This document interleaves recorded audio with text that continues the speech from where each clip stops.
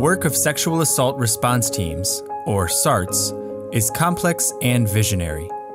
Teams want to achieve better outcomes for victim survivors, but they face many challenges. They may have difficulty getting participation from key sexual assault responders or coordinating responses between agencies. It's not easy, but for every community, meaningful change is possible. A community's response to sexual violence can be seen as a system. A system is a set of connected parts that make up a whole. Like strands in a web, each part of the system connects to the other parts to support victim survivors as they access services and seek justice. The system components include advocacy, law enforcement, health professionals, prosecution, corrections or probation, and other community agencies, each one as its own strand in a web of support.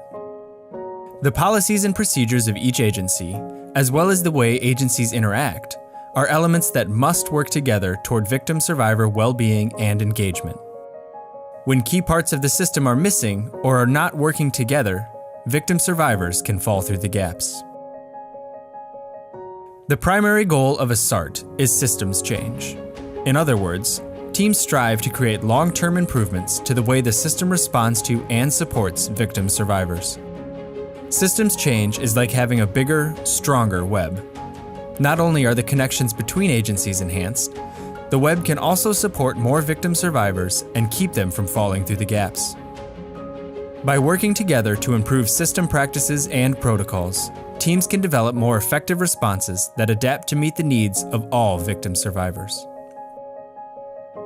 Many SARTs have made positive changes to the way they respond to sexual assault. One SART reduced the confusion and frustration that victim survivors experience when navigating the system and interacting with responders from different agencies. The team defined the roles of each agency and documented them in a response protocol for all to follow. Now, responders are better able to explain the criminal justice process to victim survivors and connect them to resources. Developing the protocol also improved cooperation and communication between agencies. Another SART recognized the need to coordinate with the local colleges and universities in their response to sexual assault. They invited representatives from the campuses to form a subcommittee to address the unique elements of serving victim survivors. Elements like the different reporting and investigative processes on and off campus. The subcommittee developed a guide for coordinating the campus process with the county criminal justice process. This made it easier for all responders to better serve more victim survivors. Teams can use a 3-phase process to plan, implement, and evaluate system changes. Assess the status quo, make change, and measure the change. Visit SVJI's website to learn more. The work of your SART matters, and the team is a powerful strategy for communities to respond to and improve the experiences of all victim survivors.